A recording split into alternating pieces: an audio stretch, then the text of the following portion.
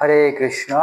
সুধী গৌর ভক্তবৃন্দ, online Gita study কোর্সের সকল ভক্তবৃন্দের শ্রী চরণ কমলে আমার সশ্রদ্ধ দণ্ডবত প্রণতি। সবাই কৃষ্ণকে এবার ভালো আছেন আশা করছি। তো আমরা গতকাল আলোচনা করেছিলাম ভীষ্ম স্তুতি, আমরা শুরু করেছিলাম, কিন্তু এখনো আমরা ভীষ্ম স্তুতির ভূমিকাতে রয়েছি।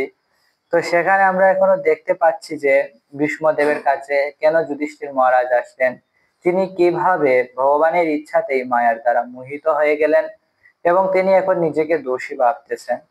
তো তিনি এখন ভীষ্মদেবের কাছে চলে এসেছেন, আমরা দেখতে পাচ্ছি যিনি অষ্টবসুর সবচেয়ে ছোট, যিনি ছিলেন প্রভাস, তিনি এখন দেবব্রত নামে গঙ্গার গর্ভে জন্মগ্রহণ করেছেন এবং তিনি এখন হচ্ছেন বিশ্ব, যিনি ভীষণ প্রতিজ্ঞা গ্রহণ করার জন্য যার নাম হয়েছে বিশ্ব। তো আমরা আজকে পরবর্তী, আমরা গত পর্বে 1 থেকে 21 ভগবান শ্রীকৃষ্ণের উপস্থিতিতে ভীষ্মদেবের প্রয়াণ এই অধ্যায়ের প্রথম 21টি শ্লোক আমরা আলোচনা করেছি। আজকে আমরা 22 থেকে আলোচনা করব। তো সকলে কৃপা আশীর্বাদ প্রার্থনা করছি। ওম অজ্ঞানতিমিরান্ধস্য জ্ঞানাঞ্জনা শলাকয়া চক্ষুরুন্মিলিতং येन তস্मै শ্রী গুরুবে নমঃ। শ্রী চৈতন্য মনোভীষ্টং স্থাপিতং येन ভূতলে স্বয়ং রূপ কदा मह्यं ददाति स्वपदान्तिकं। वन्दे अहं श्रीगुरु श्रीयुतपदकमलं श्रीगुरून् वैष्णवांश्च। श्रीरूपं साग्रौ जातं सहगण रघुनाथान्वितं तं सजीवं साद्वैतं सावधूतं परिजनसहितं कृष्णचैतन्यदेवं श्रीराधा कृष्णपादान् सहगण ललिता श्रीविशाखान्वितांश्च। नमोऽयं विष्णुपादाय कृष्णप्रेष्ठाय भूतले श्रीमते भक्तिवेदान्त स्वामिनीति नामिने। नमस्ते सरस्वती देवे गौरवाणी प्रचारिणे निर्विशेष शून्यवादी पाश्चात्य देशतारिणे। नमो महावदन्नाय कृष्ण प्रेम प्रदायते कृष्णाय कृष्ण चैतन्य नाम्ने गौरतिसे नमः। हा कृष्ण करुणा सिंधु दीनबन्धु जगत्पते गोपेश गोपिका कांत राधाकांत नमोस्तुते। तप्त कांचन गौरांगी राधे वृंदावनेश्वरी वृषभानुसुते देवी प्रणमामि हरिप्रिये। वाञ्छाकल्पतरुभ्यश्च कृपा सिन्धुभ्येव च पतितानां पावनेभ्यो वैष्णवेभ्यो नमो नमः। जय श्री कृष्ण चैतन्य प्रभु नित्यानंद श्री अद्वैत गदाधर श्रीवासादि श्री गौर भक्त वृंद।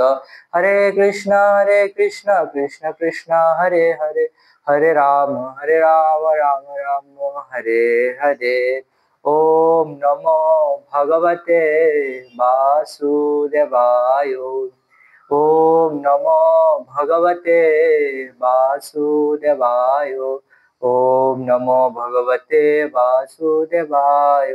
नारायणं नमस्कृत्य नरं चैव नरोत्तमं देवीं सरस्वतीं व्यासं ततो जयमुदीरयेत्। नष्टप्रायेषु अभद्रेषु नित्यं भागवत सेवया भगवतीरुत्तमो श्लोके भक्तिर्भवति नैष्टिके। मुखं करोति वाचालं पङ्गुलङ्घयते गिरिं यत्कृपातम् अहं वन्दे श्रीगुरु दीनतारिणं परमानंद माधव श्री चैतन्य ईश्वरम् अनंत कोटि वैष्णववृंद की जय। वैष्णव चूड़ामणि जगत गुरु श्री प्रभुपाद की जय। नामाचार्य श्री हरिदास ठाकुर की जय। श्री विष्णुदेव की जय। विष्णु स्तुति की जय। ऑनलाइन गीता स्टडी कोर्सेर सकल भक्तबृंद की जय। हरे कृष्ण। তো আমরা কালকে আলোচনা করেছিলাম 21 পর্যন্ত শ্লোক। তো সেখানে আমরা বিভিন্ন কিছু আলোচনা করেছিলাম। প্রথম শ্লোকে ছিল যে আমরা দেখতে পাচ্ছি যুধিষ্ঠির মহারাজ, যিনি কোনোভাবেই ভগবান বুঝাচ্ছেন, বাদরায়ণ ব্যাসদেব বুঝাচ্ছেন, নারদ মুনি বুঝাচ্ছেন, কারো কথা তিনি বুঝতে পারতেছেন না। তিনি বলতেছেন না আমি দোষী, আমি মরে যাব। তখন ভগবান বললেন যে চলো ভীষ্মদেবের কাছে যাই। তো আমরা আলোচনা করেছিলাম যে ভীষ্মদেবের কাছে আসার জন্য, বাহানা তৈরি করার জন্য ভগবান যেরকম অর্জুনকে মায়ার দ্বারা মোহিত করে দিয়েছিলেন, ঠিক তেমনি যুধিষ্ঠির মহারাজকেও মায়ার দ্বারা মোহিত করে দিয়েছিলেন এবং তিনি তখন নিজেকে দোষী ভাবতেছেন। তো ভগবান শ্রীকৃষ্ণ তখন ভীষ্মদেবের নিকটে উপস্থিত হয়েছেন। তো ভীষ্মদেব যুধিষ্ঠির মহারাজকে অনেক বিষয়ে জ্ঞান দিচ্ছেন, রাজধর্ম, স্ত্রী ধর্ম, কিভাবে সংসার পরিচালনা করতে হবে, রাজ্য পরিচালনা করতে হবে, বিভিন্ন তো আপনারা মহাভারতে আরো বিস্তৃত ভাবে মহাভারতের শান্তি পর্বে অনেক বিস্তৃত ভাবে ভীষ্মদেবের এই উপদেশগুলো দেওয়া হয়েছে। তো এখানে অল্প উপদেশটা অনেক বৃহৎ ভাবে দেওয়া হয়নি, কিন্তু এখানে ভগবানের প্রতি যে স্তুতিটা, ভীষ্মদেব যে উনি দেহ রাখার পূর্ব মুহূর্তে ভগবানকে প্রশংসা করে যে স্তুতি করেছিলেন সেটা মুখ্যভাবে দেখানো হয়েছে। তো আমরা 21 পর্যন্ত আলোচনা করেছিলাম, আজকে আমরা 22 থেকে আলোচনা করব। শ্লোক 22। তথাপে তথাপেকান্ত ভক্তেষু পশ্য ভূপানুকম্পিতম জন্মেऽসুস্তজ্জত সাক্ষাৎ কৃষ্ণ দর্শনম আগত। আবার পাঠ করতেছি শ্লোক 22। তথাপেকান্ত ভক্তেষু পশ্য ভূপানুকম্পিতম জন্মেऽসুস্তজ্জত সাক্ষাৎ কৃষ্ণ দর্শনম আগত। অনুবাদ: সকলের প্রতি সমদর্শী হওয়া সত্ত্বেও তিনি আমার জীবনের অন্তিম সময়ে কৃপা করে আমাকে দর্শন দিতে এসেছেন, কারণ আমি তার ঐকান্তিক সেবক। তো এখানে ভীষ্মদেব ভগবানকে দেখে, ভগবানকে উদ্দেশ্য করে এই কথাগুলো বলতেছেন। তো তিনি ভগবান শ্রীকৃষ্ণকে বলতেছেন যে ভগবান শ্রীকৃষ্ণ হচ্ছেন সমদর্শী। তো ভগবান শ্রীকৃষ্ণ শ্রীমদ্ ভগবত গীতার নবম অধ্যায়ে বলেছেন যে সমহম সর্বভূতেষু ন মে দেশো অস্তি ন প্রিয় এ ভজন্তি তু মাম ভক্তা ময়ি তেষু চাপ্যহম। আমি সকলের প্রতি সমদর্শী, সকলের প্রতি সমান দৃষ্টি সম্পন্ন, কিন্তু যে আমাকে ভজনা করে আমি তার মধ্যে অবস্থান করি এবং সে আমার মধ্যে অবস্থান করে। তো এখানে ভীষ্মদেব বলতেছেন যে ভগবান হচ্ছেন সকল জীবের প্রতি সমদর্শী। তো আমরা দেখি যে প্রত্যেক জীব যখন দেহ ত্যাগ করে, তো ভগবান কিন্তু কারো মৃত্যুতে পার্সোনালি উপস্থিত থাকেন না। কেন থাকেন না? কারণ ভগবান হচ্ছে সমদর্শী, ভগবান সকল জীবের প্রতি সমান দৃষ্টি। একটা পশু মৃত্যুর সময়ও ভগবান যেরকম ব্যবহার করেন, একটা মানুষের মৃত্যুর সময় ভগবান সেরকম ব্যবহার করেন। কিন্তু আমরা এখানে দেখতে পাচ্ছি যে ভীষ্মদেবের মৃত্যুর সময় স্বয়ং ভগবান উপস্থিত হয়েছেন। তো ভীষ্মদেব বলতেছেন যে কারণ আমি তার ঐকান্তিক সেবক। তো এখানে আমরা এর পূর্বে যখন আমরা আলোচনা করেছিলাম ভগবান শ্রীকৃষ্ণের 64 গুণ, তো সেখানে আমরা দেখেছিলাম যে ভগবান হচ্ছেন পক্ষপাতী। তো পক্ষপাতী কেন? তার ভক্তের জন্য ভগবান পক্ষপাতিত্ব করেন। তো এখানে আমরা দেখতে পাচ্ছি যে ভগবানের সেই গুণ ভীষ্মদেব বলতেছেন যে আমি যেহেতু তার ঐকান্তিক সেবক, সেই জন্য তিনি আমাকে দেখতে এসেছেন। তো ভগবানও তার ভক্তের জন্য পক্ষপাত করেন, এটা ভগবানের একটা গুণ। তো আমরা দেখতে পাই যে বিভিন্ন লীলাতে ভগবান কিভাবে তার ভক্তদের জন্য পক্ষপাতিত্ব করেছেন। আমরা দেখতে পাই দুর্যোধনকে যখন প্রতিজ্ঞা করেছিলেন ভীষ্মদেব যে আমি আজকে কালকে পাণ্ডবদেরকে মেরে দেব, এবং এই বলে তিনি 5টি ঘাস নিয়ে 5টি তীরে পরিণত করেছিলেন মন্ত্র সাহায্যে, এবং তিনি বলেছিলেন এই 5টি বাণ দিয়ে আমি পাণ্ডবদেরকে মেরে দেব। কিন্তু ভগবান তার ভক্তকে বাঁচানোর জন্য স্বয়ং অর্জুনকে পাঠিয়ে দিয়েছিলেন দুর্যোধনের কাছে, এবং তখন অর্জুন সেই বাণগুলো দুর্যোধনের কাছ থেকে নিয়ে নেয়। তারপরে তিনি আবার বিভিন্ন ভাবে ভক্তদেরকে কিভাবে রক্ষা করেছিলেন। তো মনে হতে পারে যে ভগবান হচ্ছেন পক্ষপাতিত্বপূর্ণ, এবং ভগবান শ্রীকৃষ্ণ স্বয়ং বলছেন যে যে আমাকে ভজনা করে আমি তার প্রতি বিশেষ কৃপা করি, সে আমার মধ্যে অবস্থান করে এবং আমি তার মধ্যে অবস্থান করি। তো এটা শুধু ভক্তদের জন্য, ভগবান বিশেষ কৃপা করেন শুধু ভক্তদের জন্য। তো এখানে ভীষ্মদেব বলতেছেন যে আমি হচ্ছি তার ঐকান্তিক সেবক। তো আমরা মনে করতে পারি আমরা অনেক বড় ভক্ত হয়ে গেছি, যদিও ভীষ্মদেব ছিলেন দ্বাদশ মহাজনের একজন মহাজন, কিন্তু তিনি এখানে বলতেছেন আমি হচ্ছি সেবক। তো আসলে আমাদের এই মনোভাব হওয়া উচিত যে শ্রী চৈতন্য মহাপ্রভু বলে গেছেন যে তৃণাদুপি শুনিচেন তরোরপি সহিষ্ণুনা। তো আমাদের মনোভাব এমন হওয়া উচিত যে আমরা হচ্ছি ভগবান আপনার দাসের অনুদাস। নিজেকে কখনো ভক্ত ভাবা আমাদের উচিত নয়। আমরা ভক্ত হয়ে গেছি, অনেক বড় হয়ে গেছি, এরকম আমাদের ভাবা উচিত নয়। আমাদের ভাবা উচিত যে আমরা হচ্ছে ভগবানের দাসের অনুদাস। তো ভীষ্মদেব মৃত্যুর সময়ে যখন দেহ রাখবেন, তো সেই জ্বালাময়ী অবস্থায়, কারণ তার সারা শরীরে বাণ বিঁধে আছে, তো সেই অবস্থাতেও তিনি কত সুচারু ভাবে চিন্তা করতেছেন এবং ভাবতেছেন, কত বিনয়ী আছেন যে তিনি বলতেছেন যে আমি তার একান্ত সেবক, আর কিছু নয়। সেবায় অধিকার দিয়ে করণিজ দাসী, আমাদের শুধু ভগবানের সেবাতে অধিকার আছে, আর কিছুতে অধিকার নেই। তো শ্লোক 23-এ চলে যাব। শ্লোক 23। ভক্তাবেশ্য মনো যস্মিন বাচা জন্নাম কীর্তয়ন তেজন কলেবরম যোগী মুচ্যতে কাম কর্মভি। অনুবাদ: ভক্তি সমাহিত চিত্তে যে ভক্তেরা তার ভাবে আবিষ্ট হয় তার মহিমা কীর্তন করেন, তিনি তাদের জড়দেহ ত্যাগের সময় সকাম কর্মের বন্ধন থেকে মুক্ত করেন। হরি বল। তো এখানে ভীষ্মদেব বলতেছেন যে সকাম কর্ম থেকে আমরা কিভাবে মুক্তি লাভ করতে পারি।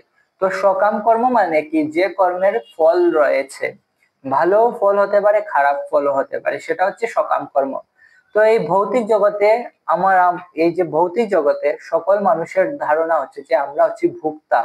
সকল মানুষ নিজেকে ভোক্তা মনে করে এবং যা কিছু করতেছে নিজে ভোগ করার জন্য করতেছে। তো এই যে তার ভোগ করার প্রবণতা, সেখান থেকেই পাপ এবং পুণ্য উৎপন্ন হয়, কর্মফল উৎপন্ন হয়। এবং সেই কর্মফল থেকে আমরা বাঁচতে পারি না। যদি ভালো কর্ম করি তাহলে তো আমরা স্বর্গে যাব, খারাপ কর্ম করলে নরকে যাব। আবার ভালো কর্মের ফল নষ্ট হয়ে গেলে আবার মর্ত্যলোকে আসতে হবে। পুণ্য পুণ্য শেষে ক্ষীণ পুণ্যে মর্ত্যলোকম বিশন্তি, তারপর আবার পাপ শেষ হয়ে গেলে আবার মর্ত্যলোকে আসতে হবে। তো এই যে জন্মচক্রের যে জন্মের যে একটা বন্ধন, জন্ম মৃত্যুর যে একটা চক্র, সেখান থেকে কিন্তু আমরা বের হতে পারি না এই সকাম কর্মের জন্য। কিন্তু যদি কেউ ভক্তি যুক্ত ভাবে ভগবানের সেবা করে, এখানে ভীষ্মদেব ক্লারিফাই করতেছেন যে ভক্তি সমাহিত চিত্তে যে ভক্তেরা তার ভাবে আবিষ্ট হয়ে তার মহিমা কীর্তন করেন, তিনি তাদের জড়দেহ ত্যাগের সময় সকাম কর্মের বন্ধন থেকে মুক্ত করেন। তো সকাম কর্মের বন্ধন থেকে মুক্ত হয়ে যাওয়া মানে কি, ভগবানের কাছে ফিরে যাওয়া। যদি কারো পাপও থাকে না, পুণ্য থাকে না, তাহলে তো সে কোথায় যাবে, সে ভগবানের কাছে চলে যাবে। তো এইভাবে আমরা যদি ভক্তি ভাবে, ভগবান শ্রীকৃষ্ণ শ্রীমদ ভগবত গীতার নবম অধ্যায়ে বলেছেন যে ইয়ৎ করসি অদশ্নাসি ঐজ্যসি দদাসি তৎ তপস্যাসি কন্তেয় তৎকুরুষ মদ অর্পণম। তুমি যা আহার করো, যা বিহার করো, যা অনুষ্ঠান করো, সবই আমাকে অর্পণ করো। তাহলে কি হবে, শুভ ফল এবং মোক্ষ সে কর্মবন্ধনই। তুমি শুভ এবং অশুভ ফল থেকে মুক্তি লাভ করে, কর্ম থেকে মুক্তি লাভ করে তুমি আমাকেই প্রাপ্ত হবে। তো এই কথাই এখানে ভীষ্মদেব বলতেছেন। তো আমরা দেখতে পাই যে ভগবান যে কথা শ্রীমদ ভগবত গীতাতে বলেছেন, ভীষ্মদেবী সেই কথা বলতেছেন। তো এর কারণ কি, কারণ ভগবান শ্রীকৃষ্ণ বলতে দদামি বুদ্ধি যুগম তম। তো ভগবানের ভক্তদেরকে ভগবানই পার্সোনালি জ্ঞান প্রদান করেন। আর ভীষ্মদেব যেহেতু এত মহান ভক্ত, তো তিনি যা বলতেছেন এগুলো আসলে ভগবানই তাকে সেই জ্ঞান দিয়েছে, দিব্য জ্ঞান হৃদয়ে প্রকাশিত। তো এই জন্য তিনি সেই জ্ঞান প্রাপ্ত হয়েছিলেন। তো এইভাবে শ্রী ভীষ্মদেব এখানে আমরা দেখতে পাই যে ভীষ্মদেব যখন দেহ রাখেন, সেখানে কিন্তু অনেক ধরনের ব্যক্তিবর্গ উপস্থিত। কেউ যোগী আছে, কেউ আছে আপার মায়াবাদী, কেউ আছে ভগবানের ভক্তি যোগ করতেছে, কেউ কর্মযোগ করতেছে, কেউ অষ্টাঙ্গ যোগ করতেছে। সকল ধরনের ব্যক্তিরা বিভিন্ন লোক লোকান্তর থেকে এসেছে, কিন্তু সবাই কিন্তু ভীষ্মদেবের কাছ থেকে শুনতেছে এবং তা কিন্তু স্বীকার করতেছে। এবং এত লক্ষ লক্ষ মানুষের মাঝখানে ভীষ্মদেব কিন্তু কর্মযুগের কথা বলেন নাই। তারপরে ভীষ্মদেব বলেন নাই যে নিরাকার ভগবানের উপাসনা করো। ভীষ্মদেব বলতেছেন যে ভক্তি সমাহিত চিত্তে ভগবানের কি করতে হবে, মহিমা কীর্তন করতে হবে। তো ভগবানকে যদি দেখা যায় না, ভগবানকে যদি ধরা যায় না, ছোঁয়া যায় না, তাহলে ভগবানের কি মহিমা আমরা কীর্তন করবো। কিন্তু এখানে ভীষ্মদেব ভগবানের যে সাকার রূপ, দ্বিভুজ শ্যাম সুন্দর গোবিন্দ, সেই শ্যাম সুন্দর গোবিন্দর ভজনা করার জন্যই তিনি বলতেছেন। এবং সবাই কিন্তু এক বাক্যে মেনে নিচ্ছেন। সেখানে যত ঋষি মহারিষিরা ছিলেন, সবাই কিন্তু এক বাক্যে তা মেনে নিচ্ছেন। আমরা দেখতে পাই না কেউ বলতেছেন যে তুমি তো ভুল বলতেছো, এটা কি বলতেছো, ভগবানকে দেখা যায় না। না, সবাই তা এক বাক্যে মেনে নিচ্ছেন এবং ভগবানের সামনে তা তিনি বলতেছেন। তো আমরা বুঝতে পারি যে ভগবান নিরাকার নন, ভগবান হচ্ছেন সাকার এবং তিনি হচ্ছেন গোবিন্দম আদি পুরুষম। তো আমরা 24 নম্বর শ্লোকে চলে যাব। 24 নম্বর শ্লোক, সদেব দেব ভগবান প্রতীক্ষতাম কলেবরমিয়া বদরিমহিনম্যহম প্রসন্ন হাসারুণলোচন লস মুখাম্বুজোদেন পতশ্চতুর্ভুজ। তো অনুবাদ, আমার প্রভু যিনি চতুর্ভুজ এবং যার বদন কবল নবদিত সূর্যের মতো রক্তিম নেত্র, অপ্রফুল্ল হাস্যের দ্বারা সুশোভিত, তিনি কৃপা করে আমার এই জড়দেহ পরিত্যাগের মুহূর্তে আমার জন্য প্রতীক্ষা করুন। তো এটা একমাত্র শুদ্ধ ভক্তই বলতে পারে। তো এইটা ভগবানকে বলতেছেন, একটু অনুরোধ আছে কিন্তু বেশিরভাগই আছে অর্ডার। ভগবানকে ভীষ্মদেব আদেশ করতেছেন, বলতেছেন যে জড় জড় দেহ পরিত্যাগের মুহূর্তে আমার জন্য প্রতীক্ষা করো। তো ভগবানকে কিছু করার জন্য ভীষ্মদেব বলতেছেন।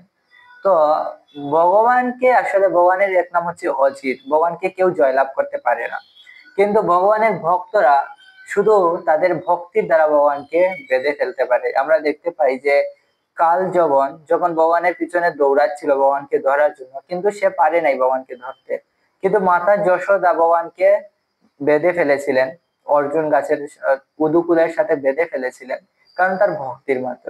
তো সেই যে ভগবানকে কেউ আদেশ করতে পারে না, যে ভগবান কারোর নিয়মের অধীন নন, কারোর নিয়ন্ত্রণ অধীন নন, সেই ভগবানকে ভীষ্মদেব এখন আদেশ করতেছে যে তুমি আমার চোখের সামনে থাকো, আমি যতক্ষণ না দেহ রাখতেছি তুমি প্রতীক্ষা করো।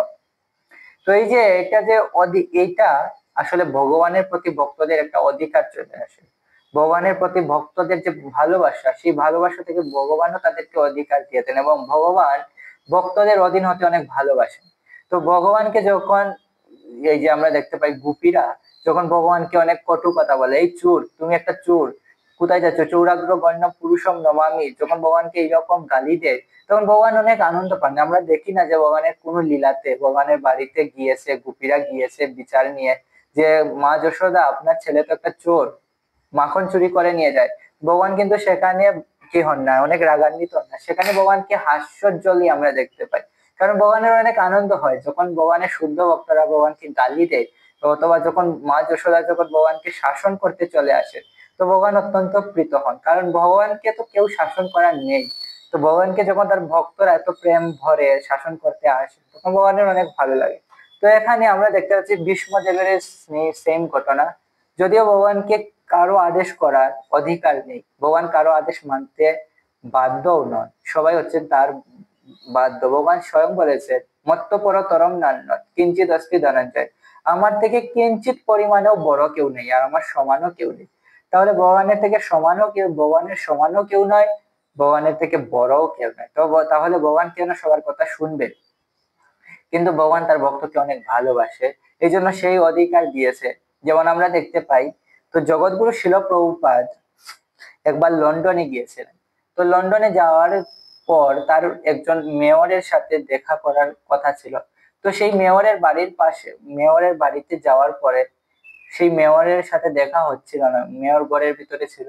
তো অনেকক্ষণ চলে যাবার পর, অনেক সময় কেটে যাওয়ার পর যখন প্রভুপাদ গৃহে দেখলেন বা অন্য কোনো ভক্তের দ্বারা দেখা হলো, তো তখন দেখা গেল যে মেয়র তার ছেলেকে নিজে ঘোড়া সেজে তার ছেলেকে তার পিঠে চড়িয়ে বসিয়ে ঘরের মধ্যে ঘুরা ঘুরা খেলতেছে।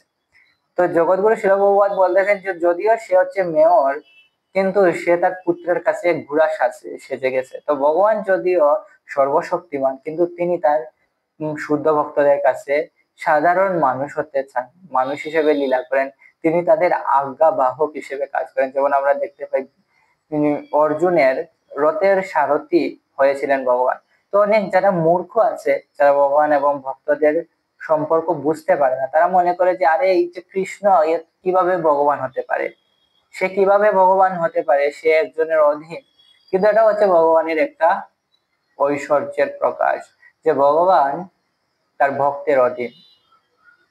তো ভগবানের এটা লীলা যে অনেকে মনে করে, আমরা যদি ভৌতিক জগতে দেখতে পাই যে অনেক বড় লোক আছে, হম, বড় লোক আছে, মনে করেন আপনি এক কোটিপতি হয়ে গেছেন, আপনার অনেক ব্যাংক ব্যালেন্স ভালো, আপনি একটা মার্সিডিজ গাড়িতে বসে আছেন।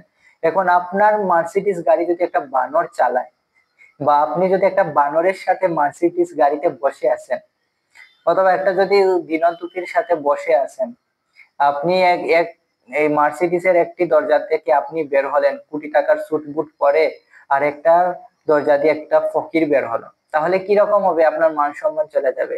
তো এখানে আমরা ধরা পড়ে যাই। তো ভৌতিক জগতে মানুষ যতই বৈরাগ্য প্রকাশ করুক না কেন, ভগবানের কিঞ্চিত পরিমাণও না, কিন্তু ভগবান হচ্ছেন পরম বৈরাগ্য। ভগবানের এই জড়জাগতিক লোভ মোহ কোনো কিছুর প্রতি ভগবান আকর্ষিত হন না, কোনো সম্পত্তির প্রতি ভগবান আকর্ষিত হন না, কেবল ভগবান শুদ্ধ ভক্তির প্রতি আকর্ষিত হন। তো যদিও ভগবানকে কেউ নিয়ন্ত্রণ করতে পারবে না, এই ভৌতিক জগতে যারা একটু উঁচু মানের মানুষ আছে তাদের অনেক সম্মানে বাঁধবে যখন কোনো গরিবের সাথে তারা কথা বলবে অথবা কারোর সাথে মিশতে তারা পারে না।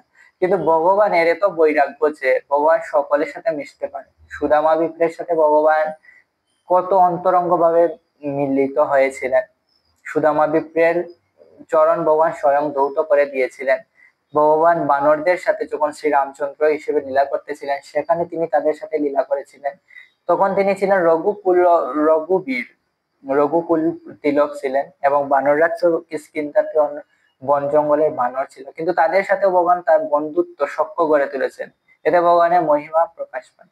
তো ভগবান কোনো সর্ব অবস্থাতেই ভগবান, কিন্তু যারা মূর্খ আছে তারা বুঝতে পারে না, তারা মনে করে যে ভগবান হচ্ছেন সাধারণ মানুষ, দেখো দেখো ভগবানের বানরের সাহায্য নিতে হচ্ছে। তো আসলে এসব হচ্ছে ভগবানের লীলা, ভগবান তার ভক্তদেরকে একটা সুযোগ দান করেন, তা আমরা বুঝতে পারবো না, এটা একমাত্র চিন্ময় স্তরে অবস্থান করার ফলেই ভগবানের এই অপ্রাকৃত লীলাগুলো বোঝা যায়। তো শ্লোক 25-এ চলে যাচ্ছে। শ্লোক 25। সুত উবাচ युधिष्ठिरस्तदा कर्ण शयनं शरपञ्जरे अपृच्छति विदन्धर्मान् चानुष्यताम्। আবার পড়তেছি। সুত উবাচ যুধিষ্ঠিরস্তদা কর্ণ শয়নম শরপঞ্জরে অপৃচ্ছতি বিদন্ধর্মাन् ঋষীণাম চানুষ্যতাম। অনুবাদ। সুত গোস্বামী বললেন, ভীষ্মদেবের সেই মর্মস্পর্শী বাক্য শ্রবণ করে মহারাজ যুধিষ্ঠির সমস্ত মহা ঋষিবর্গের সম্মুখে ষড়শয্যাশায়ী ভীষ্মদেবের কাছে ধর্ম বিষয়ে বিভিন্ন কর্তব্য কর্মাদির অত্যাবশ্যক নীতি নিয়মাদি সংক্রান্ত প্রশ্ন জিজ্ঞাসা করতে লাগলেন। তো যে ভীষ্মদেব একটু আগে আমরা পরে একটু আগে যে শ্লোকটা পাঠ করলাম 24 নম্বর শ্লোকে, তো সেখানে ভীষ্মদেব বলতেছেন যে তুমি আমার মৃত্যুর জন্য অপেক্ষা করো। তো এই যে মর্মস্পর্শী অনেক কষ্টে তিনি কথাগুলো বলতেছেন, কারণ তার অবস্থাটা সেরকম নেই, তিনি যে অনেক আনন্দে আছেন সেরকম না, তার সারা শরীরে তীর বিঁধে আছে এবং কি তাকে কথা বলতে অনেক কষ্ট হচ্ছে, কিন্তু যেহেতু তিনি ভগবানের দর্শন পেয়েছেন সেই হেতু তার আনন্দে তিনি এখন কথা বলতে পারতেছেন। তো তিনি এমন ভাবে ভগবানের কাছে বিনতি করতেছেন যে ভগবান আপনি দয়া করে আমার মৃত্যুর সময় উপস্থিত থাকবেন। তো সবাই বুঝে গেছেন যে এখন যেহেতু ভগবান উপস্থিত হয়েছেন, তো ভীষ্মদেব প্রিপারেশন নিচ্ছেন, প্রস্তুতি নিচ্ছেন যে দেহ ত্যাগ করার। তো তখন ভীষ্মদেবের কাছে যুধিষ্ঠির মহারাজ আস্তে আস্তে গিয়ে প্রশ্ন করতে শুরু করলেন যে পিতামহ, আপনি দয়া করে আমাদেরকে ধর্ম সম্বন্ধে কিছু জ্ঞান দান করেন, কারণ আপনি চলে গেলে তো সেই জ্ঞান আমরা প্রাপ্ত হব না। তো এইভাবে যুধিষ্ঠির মহারাজ বুঝতে পেরেছিলেন যে ভীষ্মদেব এখন দেহ ছাড়তে চলেছেন। শ্লোক 26-এ চলে যাব। পুরুষ স্বভাব বিহিতান यथा वर्णन यथाश्रमं বৈরাগ্যরাগ উপাধিভ্যাম আমনাত ভয় লক্ষণান। অনুবাদ। মহারাজ যুধিষ্ঠিরের অনুসন্ধিৎসায় ভীষ্মদেব তখন মানুষের জীবনের স্বভাব ও যোগ্যতা অনুসারে সমস্ত বর্ণ এবং আশ্রম বিভাগের সংজ্ঞা বিব্রত করলেন। তারপরে তিনি যথাক্রমে দুই শ্রেণী বিভাগের মাধ্যমে অনাসক্তির প্রতিরোধী ক্রিয়া এবং আসক্তির অন্তক্রিয়ার বর্ণনা করলেন। তো প্রথমে ভীষ্মদেব কি করতেছেন, মানব সমাজের যে শুরু, তো শুরু কি দিয়ে হয়, বর্ণাশ্রম দিয়ে হয়। তো 4টি বর্ণ রয়েছে, ব্রাহ্মণ, ক্ষত্রিয়, বৈশ্য, শূদ্র, এবং 4টি আশ্রমও রয়েছে, ব্রহ্মচর্য, গার্হস্থ, বানপ্রস্থ এবং সন্ন্যাস। তো ভীষ্মদেব এই 4টি বর্ণ এবং 4টি আশ্রমের ব্যাখ্যা দিলেন এবং তারপর তিনি দুই শ্রেণীবিভাগের মাধ্যমে অনাসক্তির প্রতিরোধী ক্রিয়া, তো তারপর তিনি আসক্তি এবং অনাসক্তির উপরে কি দিলেন, জ্ঞান প্রদান করলেন। তো এখানে ভীষ্মদেব 4টি বর্ণর কথা বলেছেন, সেগুলো তিনি জাতপাত হিসেবে, টাইটেল হিসেবে ব্যবহার করেনি, তিনি বলেছেন যে সমস্ত যোগ্যতা এবং স্বভাব অনুসারে। তো যিনি ব্রাহ্মণ তার কি যোগ্যতা রয়েছে, তাকে অবশ্যই ভগবান সম্বন্ধে জানতে হবে, ব্রহ্মবিদ হতে হবে, তাহলে তিনি ব্রাহ্মণ। ব্রাহ্মণকে অবশ্যই ভগবান সম্বন্ধে জানা উচিত এবং তাকে সর্বদা সত্য গুণে অবস্থান করা উচিত। তারপরে ক্ষত্রিয়, ক্ষত্রিয় হচ্ছে রাজ্য শাসন করবেন এবং তিনি রজগুণে থাকেন। তারপরে হচ্ছে বৈশ্য, বৈশ্য গ রক্ষা বাণিজ্য, তারপরে কৃষিকাজ, এবং তিনি সর্বদা উম, রজ এবং তমগুণে। আর শ্রমিক সমাজ যারা শূদ্র, তারা হচ্ছে পরিচর্যা করে, তারা অন্য যে তিনটি শ্রেণী রয়েছে ব্রাহ্মণ ক্ষত্রিয় বৈশ্যের সেবা করে এবং তারা সর্বদা তমগুণে আচ্ছন্ন থাকে। তো এইভাবে চারটি বর্ণ তিনি বিশ্ব, এই চারটি বর্ণ তিনি যুধিষ্ঠির মহারাজকে বলেছেন।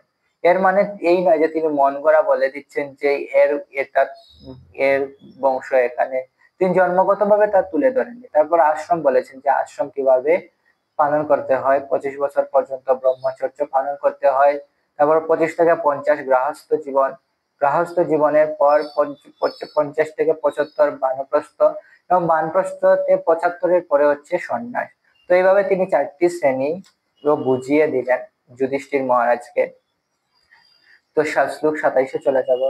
দান ধর্মান রাজ ধর্মান মোক্ষ ধর্মান বিভাগশ স্ত্রী ধর্মান ভগবত ধর্মান সমাস বেশ যুগত।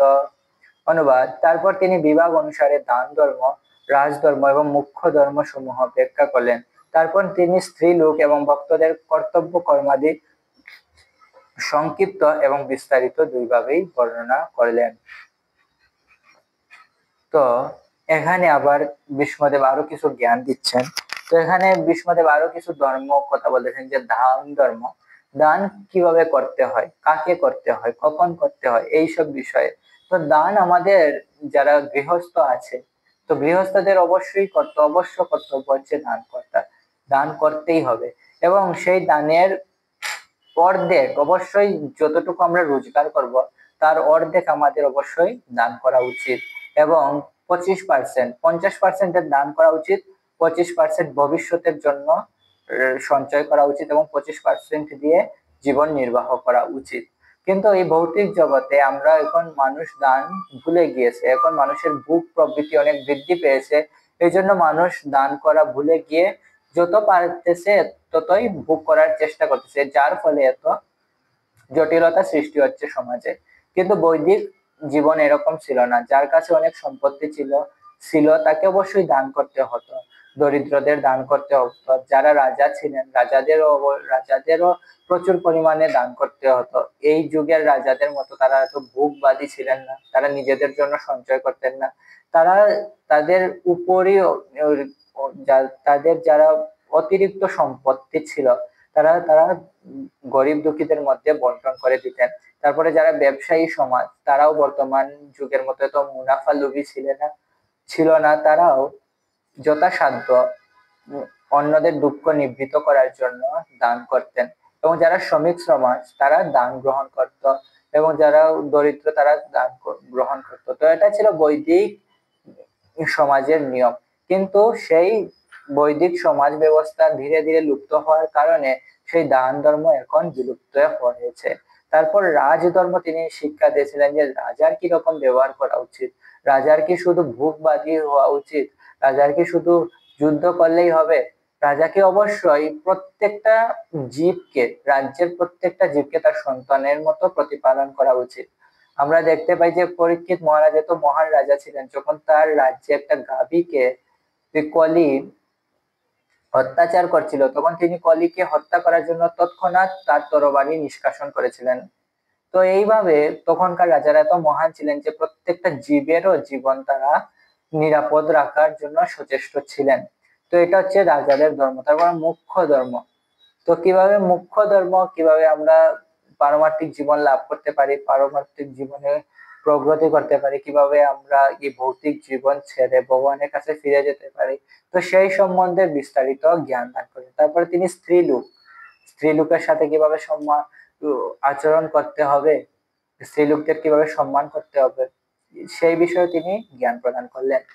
তো আমরা চলে যাব 28 নম্বর শ্লোকে। শ্লোক 28। ধর্মার্থ কাম মোক্ষাংশ্চ সহ পায়য়তা মুনে নানাখ্যানে ইতিহাসেষু বর্ণয়ামাস তত্ত্ববিদ। অনুবাদ: হে ঋষি, তারপর ধর্ম, অর্থ, কাম এবং মোক্ষ লাভের উপায় আদি যথাপূর্বক বর্ণনা প্রসঙ্গে তত্ত্বজ্ঞ ভীষ্মদেব ইতিহাস থেকে দৃষ্টান্ত উল্লেখ করে বিভিন্ন বর্ণ এবং আশ্রমের কর্তব্য কর্ম সম্বন্ধে বিব্রত করেছিলেন। তো এখানে আমরা দেখতে পাই যে বিভিন্ন ধর্ম, হে ঋষি, তারপর ধর্ম। তো এই কথাগুলো সুত গোস্বামী বলতেছেন, যে শৌনকাদি ঋষিকে বলতেছেন, সুত গোস্বামী শৌনকাদি ঋষিকে বলতেছেন। এবং সুত গোস্বামীর কথার মধ্যে ভীষ্মদেবের কথা একবার আসতেছে, একবার যুধিষ্ঠির মহারাজের কথা আসতেছে। তো এখানে শৌনকাদি ঋষিকে তিনি উল্লেখ করে বলছেন যে হে ঋষি, তারপর ধর্ম, অর্থ, কাম এবং মোক্ষ, এই চারটি হচ্ছে যে, এই যে কি বলা আছে, এই চারটি হচ্ছে মুখ্য, ধর্মের মুখ্য। তারপরে পঞ্চম বলা হয়েছে যে কৃষ্ণ প্রেম। তো কৃষ্ণ প্রেম হচ্ছে চৈতন্য মহাপ্রভু আমাদেরকে দিয়ে গেছেন। তো এই চারটিকে একসাথে কি বলে? ধর্ম, অর্থ, কাম এবং মোক্ষ হচ্ছে জীবনের একটি গুরুত্বপূর্ণ আধার। তো পঞ্চম আধার বা কি পঞ্চম আধার বলা হচ্ছে কৃষ্ণ প্রেম। তো এটা অনেক উঁচু লাভের। তো ভীষ্মদেব সেইগুলোই বর্ণনা করেছেন, ধর্ম, অর্থ, কাম এবং মোক্ষ লাভের কথাই এখানে বর্ণনা করেছেন। এবং বর্ণনা প্রসঙ্গে তত্ত্বজ্ঞ ভীষ্মদেব ইতিহাস থেকে, তো তিনি বিভিন্ন, তো তিনি যে শুধু মন গড়া কথা বলতেছেন তা নয়, তিনি শাস্ত্রের মাধ্যমেও প্রমাণ, শাস্ত্রের মাধ্যমেও তিনি উদাহরণ দিচ্ছেন যে কিভাবে কি করতে হবে। তো এটা হচ্ছে একজন শাস্ত্রজ্ঞ গুরু বা একজন যথাযোগ্য শিক্ষকের এর কি যোগ্যতা, যে তিনি মন গড়া কিছু বলেন না, তিনি যা বলেন তা ইতিহাসের সাথে সামঞ্জস্যভাবে বলেন, শাস্ত্রের নির্দেশ অনুসারে বলেন। তো ভীষ্মদেব ছিলেন যথাযোগ্য শিক্ষক বা শিক্ষাদাতা। তো শ্লোক 29-এ চলে যাব। ধর্মম প্রবদস্তস্য সকালো প্রত্যুপস্থিত যোগিনশ্চন্দম মৃত্যুর বাঞ্ছিতস্তু নারায়ণ। সরি, আবার পাঠ করতেছি। ধর্মম প্রবদতস্তস্য সকালো প্রত্যুপস্থিত যোগিনশ্চন্দম মৃত্যুর বাঞ্ছিত উত্তরায়ণ বাঞ্ছিতস্তোত্তরায়ণ। অনুবাদ: যখন বৃত্তি অনুযায়ী কর্তব্য কর্মের বিষয়ে ভীষ্মদেব উপদেশ দিচ্ছিলেন, তখন সূর্যের গতিপথ উত্তর গোলার্ধের অভিমুখী হয়। সিদ্ধ যোগীরা যারা তাদের ইচ্ছানুযায়ী মৃত্যুবরণ করতে চান, তারা এই বিশেষ সময়টির অভিলাষ করে থাকেন। তো এখানে উত্তরায়ণের কথা বিশেষভাবে উল্লেখ করা হয়েছে। তো ভীষ্মদেব উত্তরায়ণের প্রসঙ্গে জানতেন। তো উত্তরায়ণে যখন সূর্য উত্তর গোলার্ধের দিকে ঝুঁকে পড়ে, বিশেষ করে শীতকালের দিন, এবং উত্তর দিকে ঝুঁকে পড়ার কারণে পৃথিবীর তখন আড়াআড়ি ভাবে সূর্যের সাথে আড়াআড়ি ভাবে আলোক প্রদান করে, সূর্য তখন পৃথিবীতে আড়াআড়ি ভাবে আলোক প্রদান করার জন্য দিনের দৈর্ঘ্য কম হয়। তো সেই সময়টিকে বলা হচ্ছে বিশেষ সময় এবং পবিত্র সময়, এবং যোগীরা সেই সময়টিতে দেহত্যাগ করার চেষ্টা করেন যাতে তারা উন্নতর লোকে যেতে পারে। কিন্তু এখানে ভীষ্মদেব হচ্ছেন, এখানে ভীষ্মদেব আমরা দেখতে পাচ্ছি ভগবানের মহান ভক্ত, তো তার এগুলো প্রয়োজন ছিল না। উত্তরায়ণের জন্য তিনি কি করবেন? অপেক্ষা করবেন।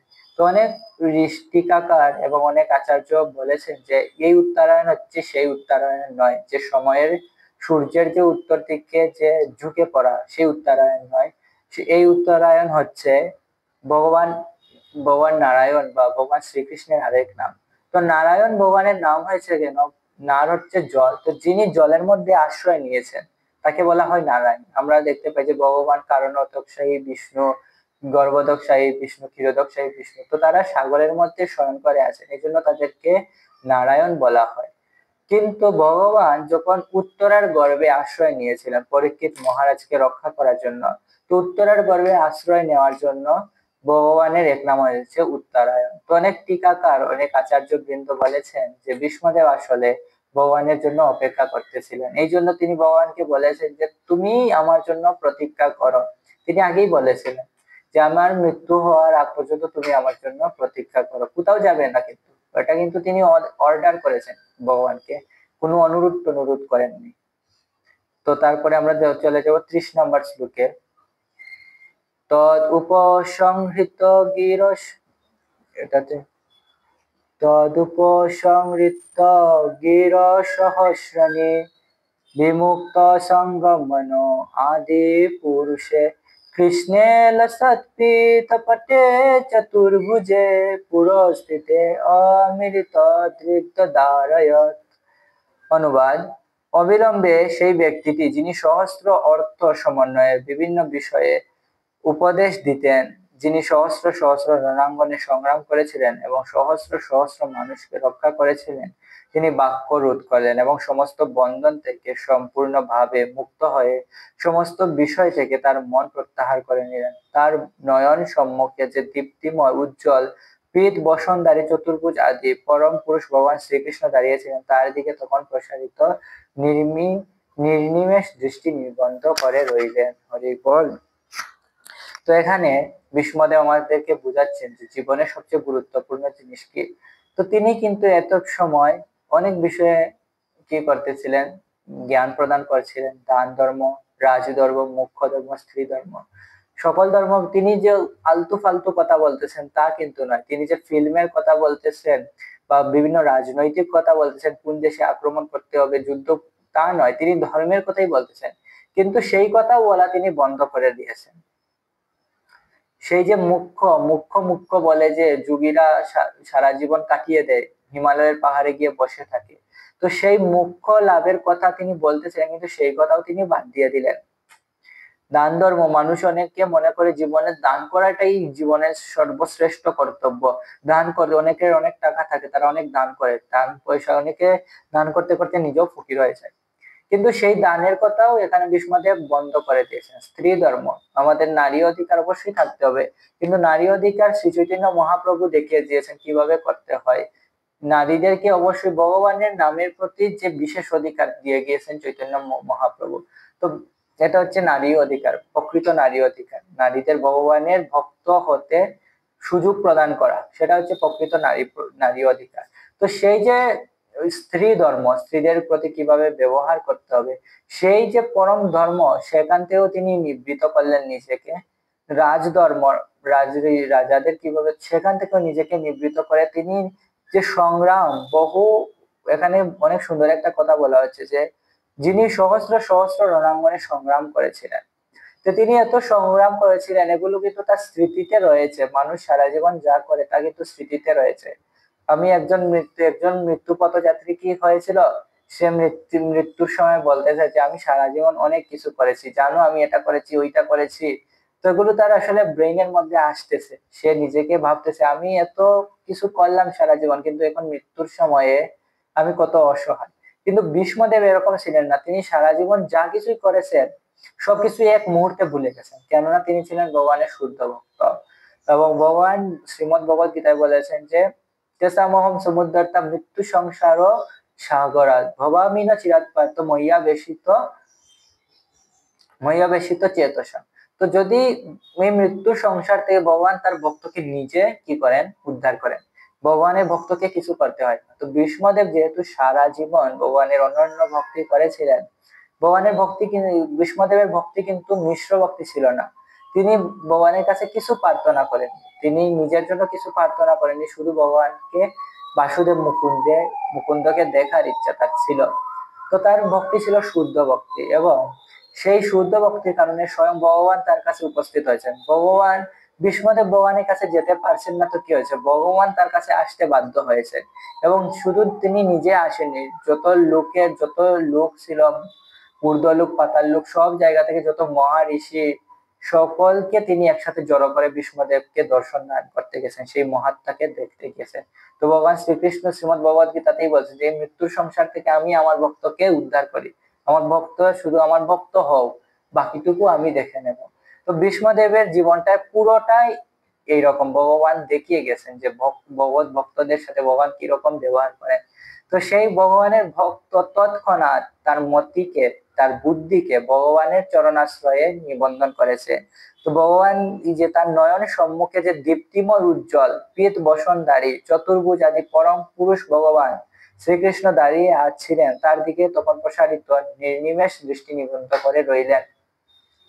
তো এখানে আর কত সহজভাবে বলা উচিত যে ভগবানকে, কিন্তু আমাদের মাথায় তো বুদ্ধি নেই, এবং আমরা তো সেই সুকৃতিবান নই যে ভগবানকে জানতে পারবো, কৃষ্ণ যে ভগবান আমরা বুঝতে পারবো। তারপরেও ব্যাসদেব কত মহান, তিনি কত সরল ভাবে বলছেন যে সেই পরম পুরুষোত্তম ভগবান শ্রীকৃষ্ণ। কে ভগবান? পরম পুরুষোত্তম ভগবান শ্রীকৃষ্ণ। তো তাকে, তার দিকে তার দিকে নয়ন তুলে তাকিয়ে রয়েছেন ভীষ্মদেব, এবং তিনি সবকিছু ভুলে গেছেন। তো এর মাধ্যমে আমরা দেখতে পারি যে ভীষ্মদেব বলতেছেন যে ভগবান শ্রীকৃষ্ণ হচ্ছেন সবচেয়ে মূল্যবান, এবং তাকে আমাদের কি করা উচিত? স্মরণ করা উচিত। দেখো তারপরে শ্লোক 31-এ চলে যাব। তো ত্রিশের যে মূল ভাব হচ্ছে যে সবচেয়ে মূল্যবান হচ্ছে কৃষ্ণ কথা এবং ভগবত ভক্তি সবচেয়ে মূল্যবান। মুখ্য ধর্ম, রাজধর্ম, দান ধর্ম, স্ত্রী ধর্ম, যত রকমের ধর্ম আছে, বর্ণাশ্রম আছে, চতুর্বর্ণ, চতুরাশ্রম, সবকিছু ভগবানের নামের সামনে, ভগবানের রূপের সামনে, গুণের সামনে ফিকে হয়ে যায়। তো আমরা 31 নম্বর শ্লোকে পড়ে দেবো। গৃহে গৃহে গোপবধূ সমো। তো শ্লোক 31।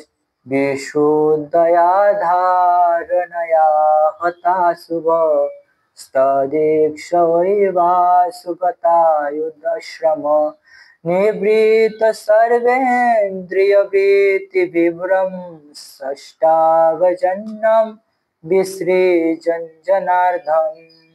অনুবাদ: বিশুদ্ধ ধ্যানে মগ্ন হয়ে ভগবান শ্রীকৃষ্ণের দর্শন লাভ করার ফলে তিনি জড়জাগতিক সমস্ত অশুভ বিষয় থেকে তৎক্ষণাৎ মুক্ত হলেন এবং স্বরাঘাতে প্রাপ্ত সমস্ত দৈহিক বেদনার উপশম হলো। এইভাবে তার ইন্দ্রিয়াদির বাহ্যিক কার্যকলাপ তৎক্ষণাৎ রুদ্ধ হয়ে গিয়েছিল এবং তিনি তার জড়দেহ পরিত্যাগের সময় সমস্ত জীবের নিয়ন্ত্রণের উদ্দেশ্যে অপ্রাকৃতভাবে স্তব করতে লাগলেন। তো এখানে দেখুন যে কি বলা হয়েছে, বিশুদ্ধ ধ্যানে অশুভ বিষয় থেকে তৎক্ষণাৎ মুক্ত হলেন। তো আমরা যদি ভগবানের দর্শন লাভ করি, বলা হচ্ছে যে ভগবানের দর্শন লাভ করার ফলে তিনি জড়জাগতিক সমস্ত অশুভ বিষয় থেকে তৎক্ষণাৎ মুক্ত হলেন। তো আমাদের জীবনে যত অশুভ কার্যকলাপ আছে সবগুলো কেটে যাবে যদি আমরা ভগবানের দর্শন করি। তো ভগবানের চরণাম্বুজের উপর একবার আমাদের পুনে মন্দিরে অমরেন্দ্র প্রভু তিনি ক্লাস দিয়েছিলেন যে ভগবানের চরণ দর্শন করার ফলে কি লাভ হয়।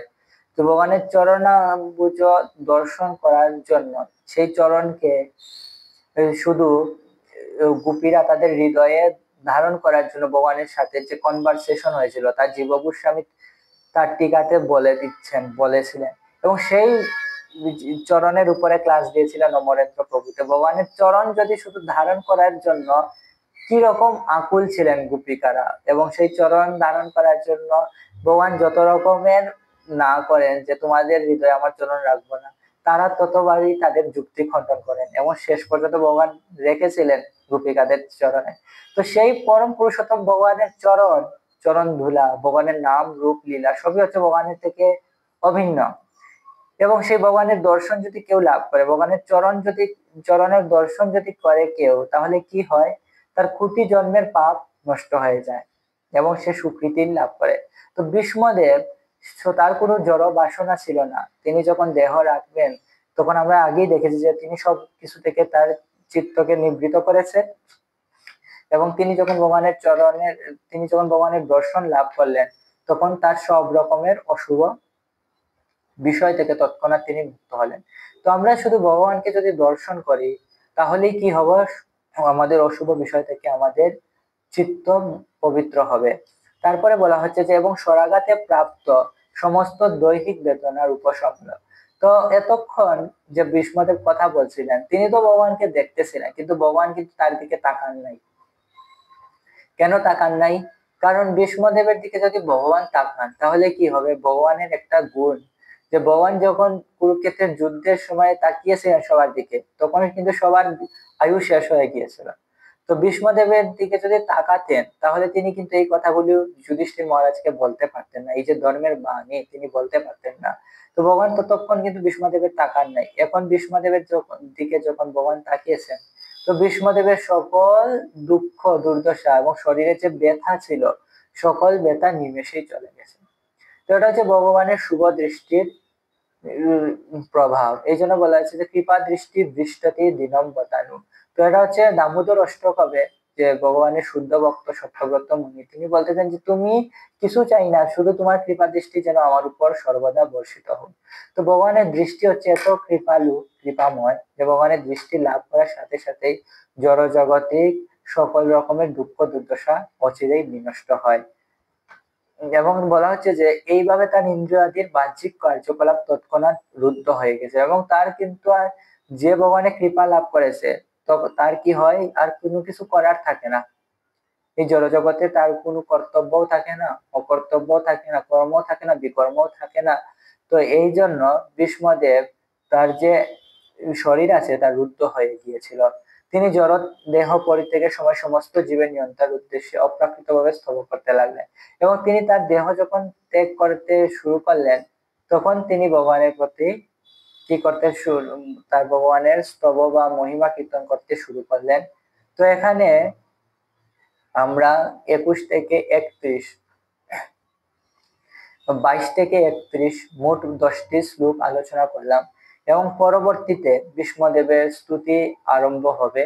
তো শ্রী ভীষ্ম ভগবানকে নিয়ে কিরকম কথা বলেছেন, ভগবানকে নিয়ে তার চিন্তাধারা, এবং ভগবানকে যে তিনি কতটা ভালোবাসেন, সেটা আমরা ভীষ্ম স্তুতিতে দেখব।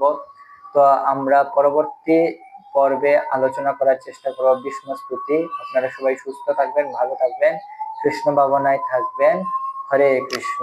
ভীষ্মদেব কি জয়, জগৎগুরু শিল প্রভুপাদ কি জয়, অনন্ত কোটি বৈষ্ণব কি জয়। হরে।